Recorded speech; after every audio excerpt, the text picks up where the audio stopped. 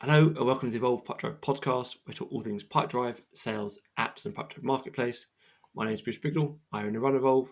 We're a technology consultancy based in the UK, working globally, helping small and scaling businesses get more out of Pipedrive through implementation, consultancy, and training. Today, I have the great pleasure to be joined by Antoine Goret, the CMO at Crisp.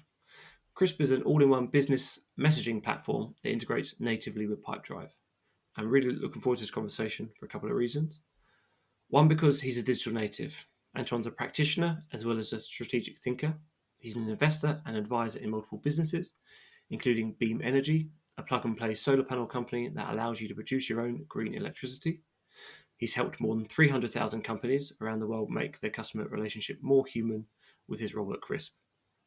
Plus, Crisp is leaning into this new world of large language models, or LMNs, with the likes of OpenAI and ChatGPT. So I look forward to hearing more about that, possibly in this conversation. So without further ado, Antoine, please can you introduce yourself and Crisp to our audience. Thank you very much, Bruce, for that pretty good introduction. Yeah, what a pleasure to be here today. As you said, I am the CMO at Crisp. We are, as you said, the business messaging platform for companies around the world that integrates natively with Pipedrive, as you said, and many other channels too, because Crisp is not only a chat platform, it's also a tool that helps you to connect with emails, phone calls, WhatsApp, Line, Telegram, Instagram, also, for example. And we also offer a huge part on data so that we centralize conversations for your business, teams to improve internal collaborations, and data so that every time you receive a message, no matter the channel, you know who you are dealing with, and therefore can help to improve each interactions at every stage of the customer's life cycle. That's huge, and it gets me thinking about. You mentioned Telegram, you mentioned other kind of platform or other avenues where messages could come into your business. Does that change across different markets? So is Telegram more in Eastern Europe versus WhatsApp in the US? Like, what and obviously, where do you cover, right? And where do you what's the kind of relationship there across across the globe? Definitely. There are huge trends depending on the location you are. So, for example, believing that you can start a business in Brazil without having WhatsApp is non-thinkable. I mean, you can't get that right if you don't go on WhatsApp. So that's why it has been a huge work for us to have the ability to centralize those messages for a WhatsApp business. In, as you said, Central Europe, Telegram is pretty used. We have an integration with Line, which is like the WeChat, but more used in Thailand and Vietnam and in Japan too. So it's the same. If you don't have Line in those countries, when you want to do business, there's no sense because this is where your customers are spending times. And, I believe, and we believe at Crisp nowadays that customers want to speak with companies the way they are speaking with their friends. Well, it's not that they want; I think they expect, right? Also, yeah, yeah, They're, yeah. if you don't know my name, I've unsubscribed from. So anyone that listens to this podcast might have heard me say this before. I don't use my personal email inbox.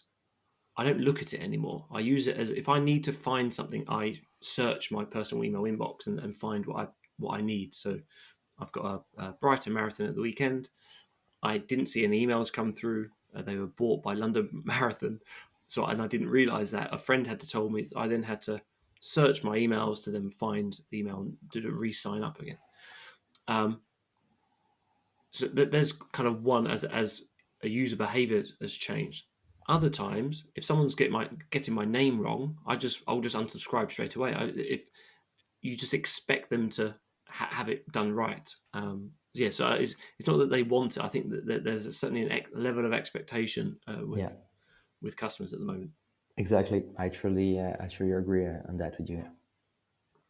So, what does the team look like if you're kind of able to service from Brazil to Thailand? What does Is it very sales focused? Is it very marketing focused? Are you all developers? What's that kind of makeup there with the So team? we are a PLG company, so 100% inbound.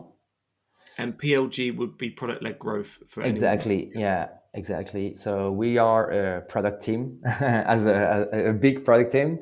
Yeah, We're a team of 19 people right now, based between France, Philippines, Chile, Mexico, Italia, Portugal, and Salvador. nice.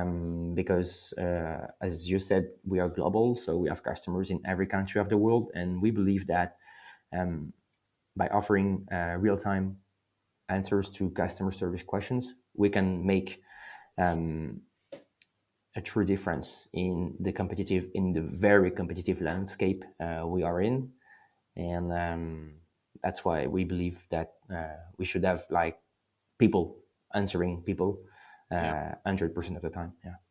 And that's so as a PLG product led growth company, I've spoke to other CEOs on here that were product led founders, right? And they would say the first 3 or 4 years of their journey, they're answering customer support tickets, and because it allows you to get that instant feedback of what pains are those chronic pains of the customers.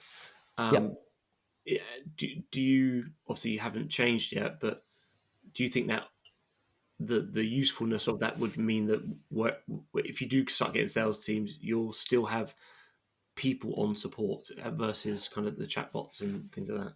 We all do customer support Yeah, at Crisp. Everyone, no matter if you're sales, if you are a developer, if you are marketing, everyone does customer support. Even though it's not like 100% of your time, you yeah. should at least spend 2 to 3 hours a week answering questions and Are you trying. measured? Are you measured on it internally, or is it just like there's a an element of service for people employees?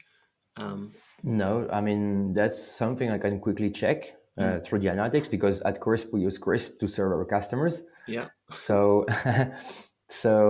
we have analytics that allow us to see how many conversation you've been handled by days, by week. So if I see someone from my team saying, "Hey, well, that doesn't deal with any conversation over the week," I will be asking him, "Hey, man, please do some effort. I jump on know it. Yeah, it's not part of your job as you believe to, but it's really important that you understand customers' problem, because in your marketing day-to-day work, you will better address the content you will be creating. mm, It will make more sense because you will understand customers' problems, and so on. So I think it's really a key part of being good in your company, no matter the department. It's the same for developers. I mean, if you are creating like bad software, then it impacts the entire company, because everyone reach out to the support, and most of the companies, they don't have this strategy, because they believe developers should never get in touch with the customers, it's which is a funny. Yeah, problem, I worked at a business very similar. because they are responsible for the problem they are creating for everyone. Yeah, but there's also a disconnect because some uh, developers don't always know what the front end looks like, what the hell an enterprise SaaS platform is, or what it Yeah, means to sales, what it means to marketing. So then you need a really good product manager to kind of understand that enough from the customer to then pass it on to this yeah, development team. yeah. The cool stuff at Crisp is that, as we're all like super product led, we all understand how good the UX has to be, and we are always working on trying to resolve problems before they get to mainstream. So we are that's like a very like early trend, but that's something that you can call customer support driven development, Mm. Customer support driven development. Nice. where in fact you are taking actions based on the report that you get from your customer support, Mm. and where you are working on fixing things rather than developing new ones, helping your customers to be more autonomous, and trying as much as you can that they don't have to contact you, because the best customer service is the customer service that doesn't exist. Mm. Where does that fit into a roadmap, right? So you've got your own product led roadmap that the team's working to, and how do you prioritize Well, customer internal? before everything. Hmm. So if you got 5 to 10 requests on the support from people saying, okay, I have that problem, I have that problem, then it needs to be fixed. Yeah, And you don't have to wait for the next sprint because it doesn't make any sense. Your yeah, customers are having problem right now. And if 10 people are telling you, it means that maybe hundreds are facing the same problem. hmm. Yeah. Because what you hear is if you would extrapolate that up, it's a percentage of your customers, right? So That's also the problem of doing customer support is that most of the time you only hear the one person that is annoyed and yeah, not the other 99% that is super happy about your product. So you also always have to step back a little bit and think about that and saying, okay, this man might be angry, but what are thinking the others? yeah. So what is the ICP, like your target persona as a business? Obviously, you guys on Um, Pipedrive, you got a lot of Pipedrive customers, but what's the kind of ICP there? we we started as a tool for freelancers and solopreneurs back in the days, with a simple and basic live chat. And as the product evolves to what it is right now, bigger tool with also serves bigger companies. So I would say that we are pretty strong on the 0 to 50 employees companies style, and that also has like a decent technological knowledge. Hmm. Because as we are a PLG company with no sales team and very few amounts of like account managers, we don't provide any services for now to companies. It's hard for us to provide, like we don't do phone call support. We only do emails and chat support. So we have to have people in front of us that are able to do things on their own too. So, like, I would say we are building the customer support tool for the next generations of businesses. And because that term next generation of businesses could also be businesses that are digitizing themselves, right? And I think there's a point there. The internal, well, they could outsource it and work with a partner like Evolve, but Yeah, if they've got a tacit knowledge internally that yeah, someone's going to lead it, and tacit knowledge of, or 'cause they wouldn't have a tacit knowledge of Crisp, they would have a tacit knowledge of how to build out the systems. That's the point, right? So yeah. um, from your experience, who's typically leading that? Is it the business owner? Is it the sales director? Is it the customer account manager? Who or a CRO? Like who's the person leading that typically? Yeah. Just to finish on your early question, on the question you asked earlier, sorry.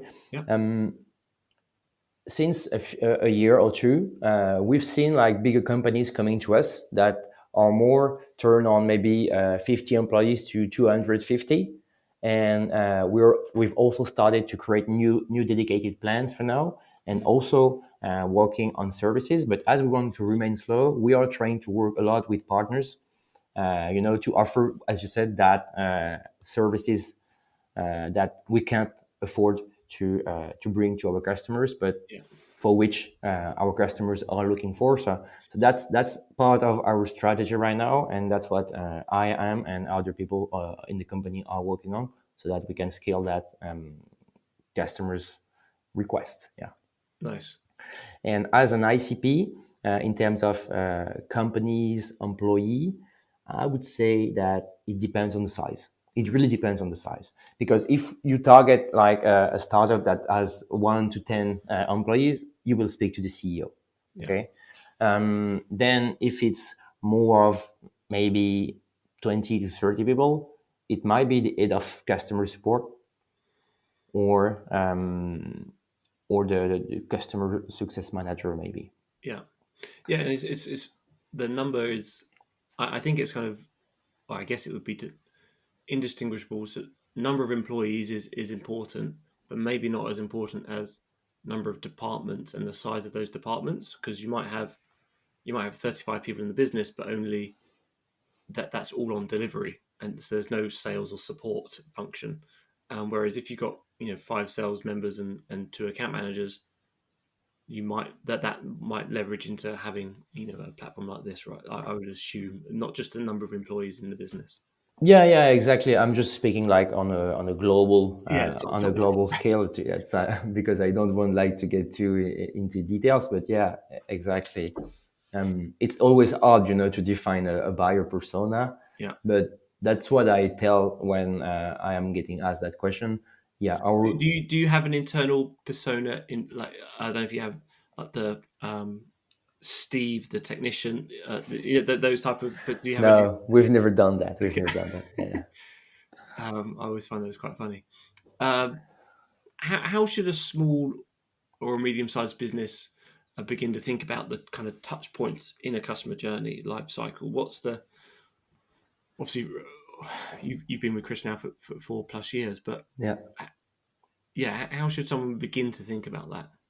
I think most of the time companies are doing a mistake because they got started from the beginning of the journey.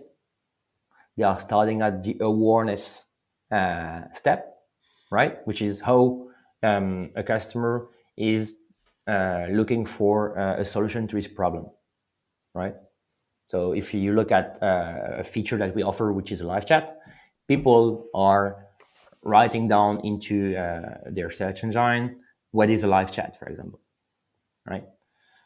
Or how to fight bounce rate. Okay, because I have understood that on my website I have bounce rates that are high, right? Um, Live chat could be a solution, but not the only one. It could also be because there's a problem with search intent. Okay, there could also be a problem because your website doesn't load fast enough, Yeah. and lots of other things, right? And so the problem is that you're going to bring lots of people to your article, for example, which is great because people will be happy. Oh, this week we've brought like thousands of people, but no conversions. Mm. On the other hand, if you start from the bottom with like high intent requests and start to understand what are the research that will lead uh, high intent leads to find your product, then this is where you will start to generate revenue and money from the customer's life cycle, from the buyer's life cycle, I would say, because this is where it all starts. So to me, I would be focusing, and that's what I've done at Crisp. I would be focusing on be visible on bottom of the cycle keyword, such as for my market chatbot software or shared inbox software and so on, and leave the awareness part, which is the education part, which is the thing that takes the most time and the most money, to my competitors that have a lot of money, that are not bootstrapped, and all these things that makes them great. But I mean, we don't have the same team size, we don't have the same amount of money, and so on. So that is the strategy I have applied at Crisp, and that's why we've worked a lot on end of the sales process research that are bringing in high intent leads that are cheaper to educate, and where you can like really push your marketing mix so that they can understand that your product is as good as all the others they have seen until today. So that's a really interesting point, right? And I think it goes to show how agile you can be in a small kind of product-led company. So the other businesses are going to have the funds to drive the awareness, the education at the top of funnel, but where you can make them, if I got this right, the most effective bang for your buck and time is get right to the bottom of the funnel where they're going to be make it where the intent of the search is a buying intent, right? Versus what is like how much or best Yeah. of, or so it's kind of if you've got only so many places to point your point your content and point your resources. Yeah. You're saying in your instance, you're going right to the sharp Yeah, edge. start from the bottom. It's the same when you are trying to improve revenue. Yeah. I mean, it would.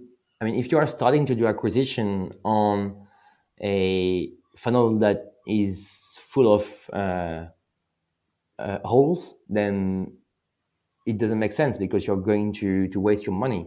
Mm. However, if you start from the bottom with revenue, trying to understand what impacts revenue and how you can improve it, then it's a simple win, because then every time you go on a previous step, it's exponential. Mm. What's if we go back to the Crisp platform and how you can leverage those touch points in someone's journey from when they first might sign up to a webinar, understanding that data all the way down to when they're on the live chat on your site Yeah. in a conversion mode. So that's why we have built the Pipedrive integration, Mm. because we are using Pipedrive ourselves at Crisp. Because when I arrived at Crisp, there was nothing ready, so I built it myself, and I got started with Pipedrive because it's pretty efficient, affordable, and works pretty great. And therefore, I started to create a pipeline which was like only focused on demo requests, Yeah. and that has evolved throughout the time. Back in the days, our Pipedrive integration wasn't good enough, so we use it to be Mhm. to be honest. So I think it used to just push contacts backward. I think that it was exactly, yeah. yeah, exactly. It used to push only contacts one way, so it was from Crisp to Pipedrive, and no thing related to deals, to activities, and or to company. So that's something we've brought recently that is a game changer. So that's why we now use it. But yeah, I used Zapier to connect Crisp. I mean our inbox with Zapier. Hmm. As soon as someone booked a meeting from my calendar link, so that I don't get to do the boring stuff that every salespeople ate about adding records into a CRM. That's super boring, Yeah. and that's why most of the people are not having like good data into the CRM, because they leave the boring stuff to be done for the human. I believe it should be automated, because there's no value into a human into Yeah. filling in like those information that can be automatically filled in. So we started like that, and like two months ago, we published a new version of our integration, which now allows us to have a two-way synchronization with our inbox. I mean, between Pipedrive and Crisp, Hmm. and it's super helpful because in real time, our customer support agent are speaking with people that they might not know we had a demo with, or that they might not know they went to a webinar, and therefore it helps them to personalize the conversation, because they have access to that information straight into the Crisp inbox, so they don't have to switch between tools, and it's much better in terms of conversational experience, because you can start the conversation by saying, "Hey, by the way, you went to the webinar last time. How was it? What are Yeah. your thoughts about it?" And it's also helpful for the sales rep, because you can see that that specific deal that you got assigned on is now speaking with the support, that there is therefore a specific activity related to the deal, and then from Pipedrive you can access to the ongoing conversation on Crisp. So super seamless and easy experience, so that everyone gets on the same level of information, and at the end we hope everyone wins. Yeah. No. Absolutely. And what do you?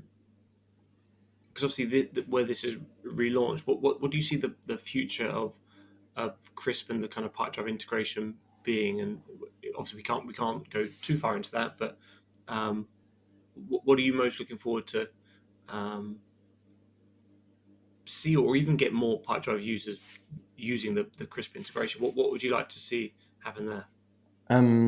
That's a great question. I think first would be to get users, because as I said with you, back in the days, there was like a really basic synchronization that got us like really bad reviews. So now we are working on, trying to get more better reviews. Yeah. We are on our way. We are on our way. And so, yeah, I think the first big steps would be to get good ratings and lots of feedback. So that's why we have been working on with Denise, that I have been working with on the integration.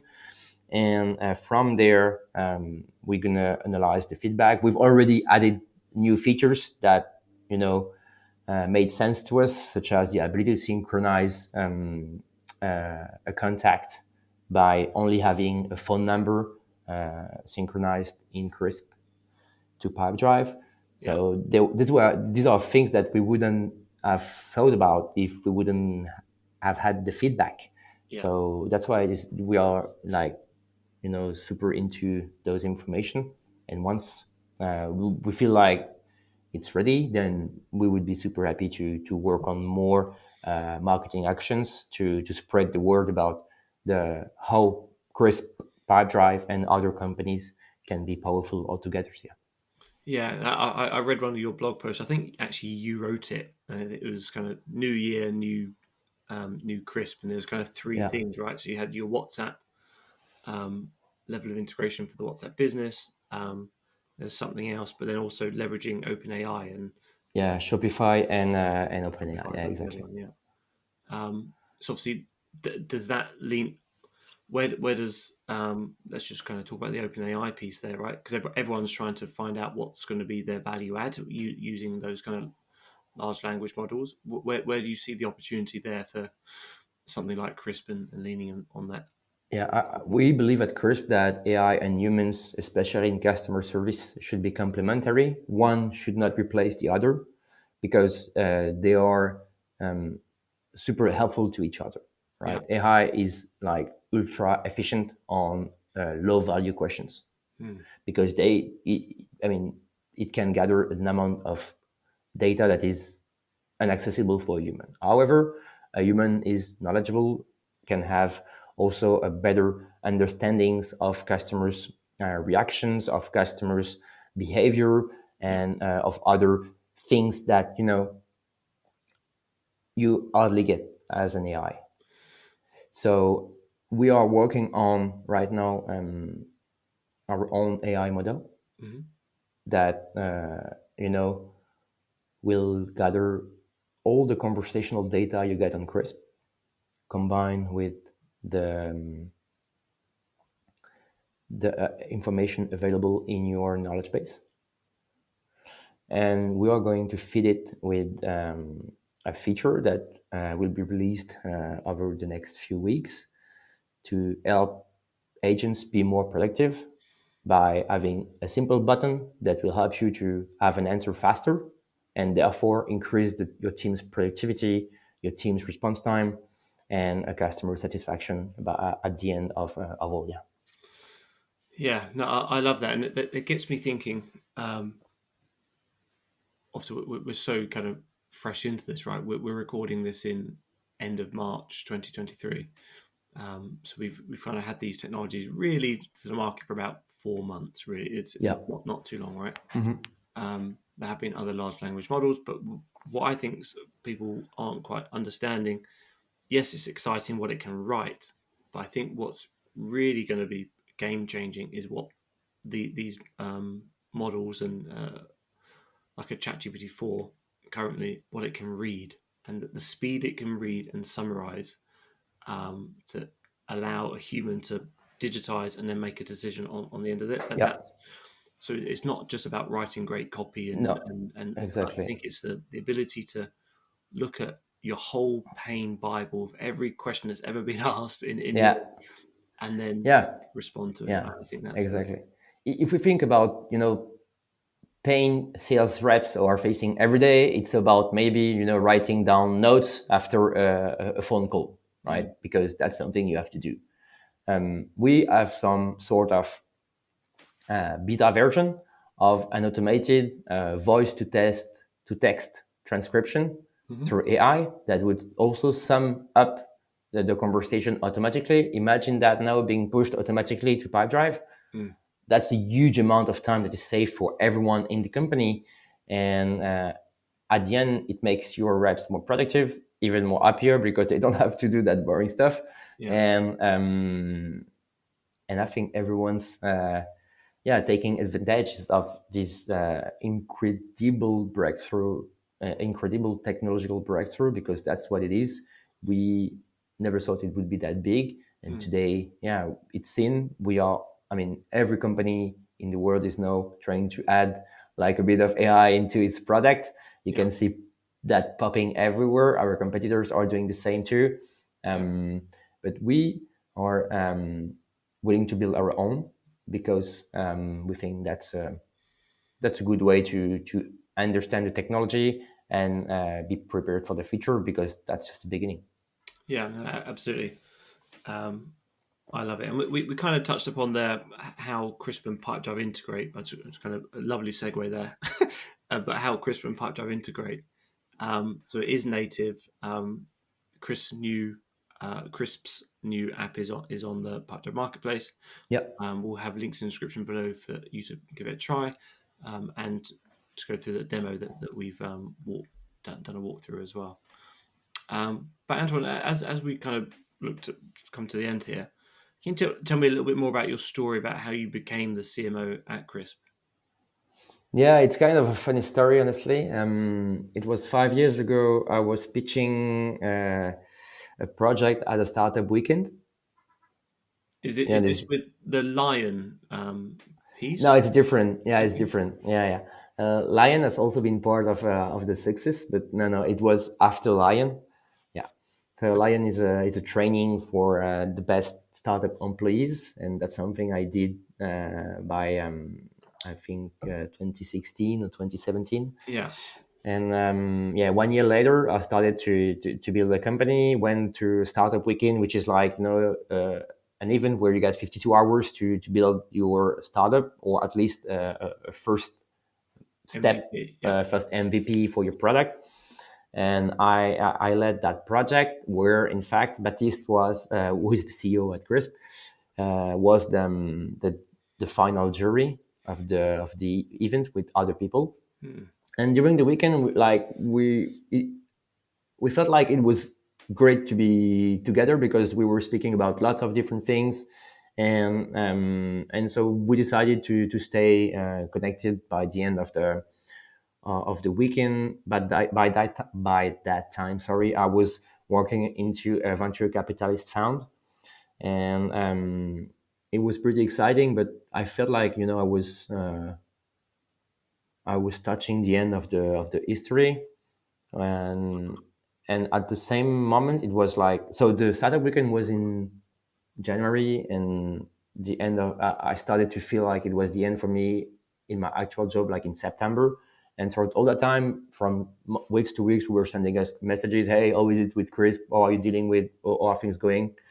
It was like we were kind of chatty. And at some point, Baptiste sent me a message saying, hey man, do you know someone that is willing to do sales and marketing for us? And I said, He yes, knew I am the he one. wanted you. He saw you. He saw something in you that weekend.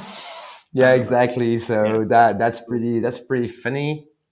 And yeah, I went to Nantes, which is where the headquarters are based. That was the first time I went for an interview that was over 2 beers and one raclette. Yeah. And we just started to work like that. 2 weeks later, I was in Nantes, leaving my hometown. And since then, we are doing great things all together. Nice, I love it, and yeah, I did want to lean on the line on experience as well, because I thought it was like an entrepreneur school kind of piece where you kind of graduated there. Yeah. What did you learn from going through that, and how's it impacted your mindset? From beyond, and are there any principles that you took from it that you still kind of lean on now? Yeah. So in fact, the ecosystem that created that school is called the family. It's now like a dying community, but back in the days, it was the most famous entrepreneurship community back in France. They are the one who brought the startup culture in France. They have educated the entire French ecosystem about what it's like to be building a startup, as they are doing in the United States. Yeah. And therefore, Lion was one of their initiative where they wanted to offer free courses for the best employees of startups. Mm. But that was in Paris, and I lived in Brest, which is the western part of France. And so every week, I was going to Paris to go to school, and it was the first time in my life I was happy to go to school on a Saturday morning. I have met brilliant people. I have learned so many because you were next to the best entrepreneurs back in the days Mm. in France. The one that might be a bit too shiny, with a bit of step back right now, but still pretty interesting. And lots of other peoples that were just like me watching the videos that this ecosystem were building, because they were creating a tons of content on that, and that is still available on some social networks. But yeah, it felt like I found myself, and yeah, I learned a lot of things that I could then grab back to the place where I lived, and that helped me also to grow and to be the one I am right now. Yeah. Was there a specific principle or person that you kind of that you are reminded of quite often, or that so that you fall back on as someone that you met there, or principle that you've brought with you now? Yeah, I always like to say there are tons of things that I refer to because I've learned so much. But I remember that in 2017, attribution in marketing was kind like of super hot, Yeah. and I asked that question to the head of marketing of Jumia, which is like one of the biggest marketplaces in Africa. Mm. And I talked to him about attribution, and he replied to me something that I will always remember. He said, "Hey man, attribution is like sex when you're at high school. Everyone talks about it, but no one knows how it works." Mm.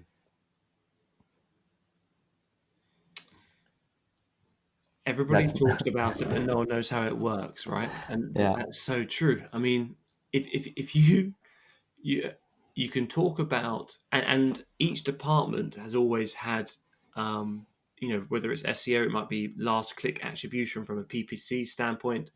yeah, That used to get all the money because you could prove the ROI, and then you had the brand and content people in the business saying, "Hey, what about I've educated this person for the last 6 months. They've signed up to our newsletter back here. Just because they clicked on your ad here doesn't mean that's the last click attribution, right? So yeah. um, yeah, it's like sex when you're at high school. There we go. I like it. I mean that made my day still, and still today I'm still thinking about that, and it still fuels my acquisition strategy and everything, because Mm, I am thinking about say, okay, man, that's life. You can't control everything, so leave it just like that and accept the fact that at some point you can't understand every action, and you can't measure every action. yeah, certainly from like the dark social shares now, and things like that. That's it can be up to like 70% of kind of Yeah, sharing now. But exactly, um, exactly. yeah, so kind of last couple of questions, quick fire questions. They can be long form answers. What I would say is, um, we'll lean on Crisp here instead of Pipedrive, but I know you know Pipedrive as well, right? So I might Okay, put yeah, Pipedrive in as well. okay. Um, Favorite use case that you've seen with Crisp in a business, and that could be a business that's using Pipedrive, or it could be just the favorite use case that you've seen someone using your platform. um that's a African company that is using us as a centralization messaging platform to help about food delivery. Hmm. We are providing an African company the ability to centralize the different channels they are using. So that's WhatsApp and SMS, to automatically, through the bot, choose the different product they want to go with, so that then they can organize the meal, prepare it, and deliver it. Very cool. Yeah, I mean, Africa has actually And led the way in mobile banking, a lot of kind of mobile first business, yeah. with M-Pesa in Kenya and things like that. But that's very cool. What would you say top tips for someone getting started using Crisp, and tips for the seasoned pro, that someone's been using Crisp and they now just want to get more from the platform? What would you say there? So I would say to connect channels, because I think one of the value of our product lies into decentralization. Because nowadays companies have to deal with more and more channels they have to be available on. So as a small company, you don't have enough human resources to handle that, and that's why we come in. So the first advice is to me would be to connect channels, and then try to build also more autonomy within your customer base by, for example, writing down a knowledge base. Hmm. And then if you want to grow and improve your skills, just have to contact us, and we'll be super happy to help you, because yeah, we provide 24 hours a day, 5 days a week customer service. So every time someone asks a question, they got to be sure that we are available. Nice. Yeah,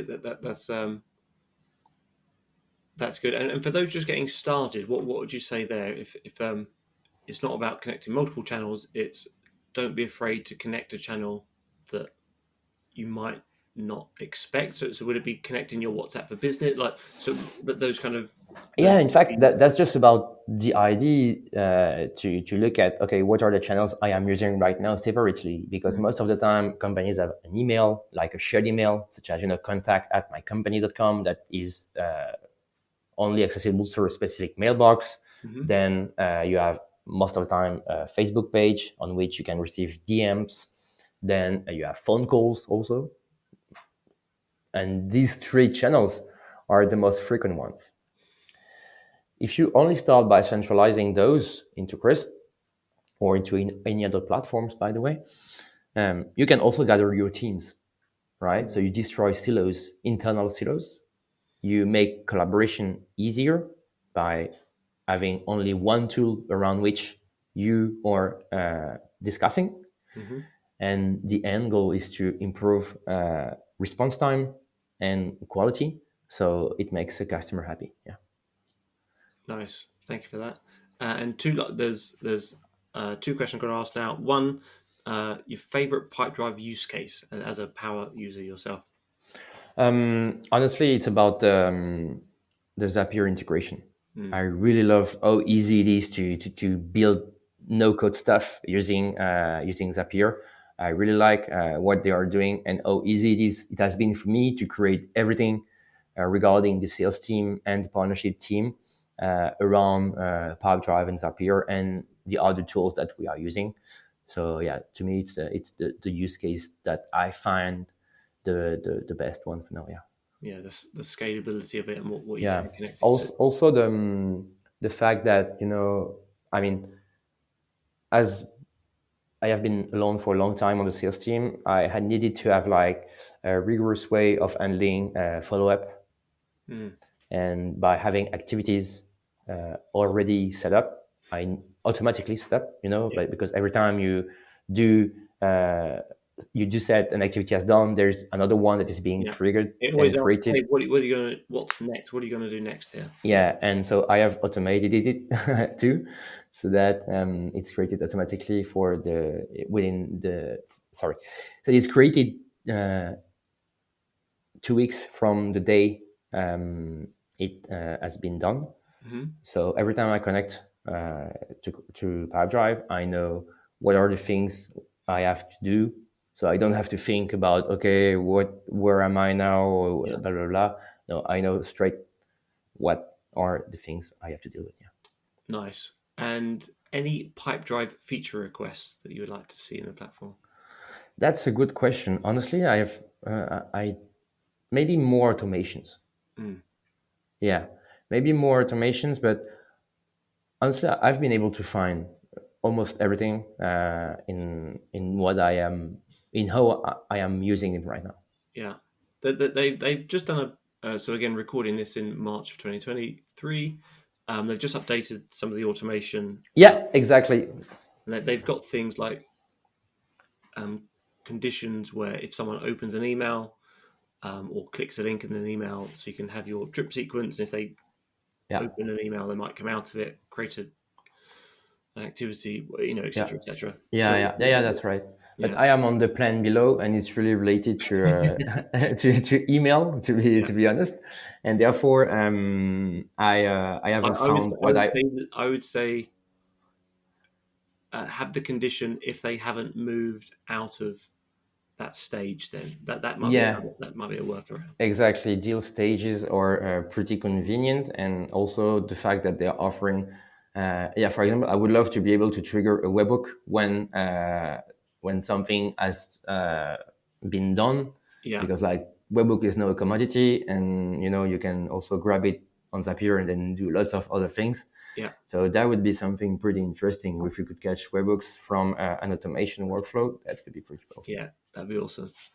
Well, Anton, this has been great. Is there anything else you'd like to cover before we sign off today? Thank you very much for that time. It was really good conversation. Thank you, Bruce. Thank you, Evolve, and see you soon. Yeah, brilliant. So that's it for this week. Thank you for listening to the Evolve Pipedrive podcast. We talk all things Pipedrive, sales, apps, and the Pipedrive marketplace. At Evolve, we're a technology consultancy based in the UK but working globally, helping small and scaling businesses get more out of Pipedrive through implementation, consultancy, and training. If you found this useful, please let us know what you think. We do listen and read to all your comments. We've had some people do voice notes, which is cool. Do consider liking, subscribing, and sharing with somebody you think would find this useful. We value all your feedback. Antoine, thank you very much.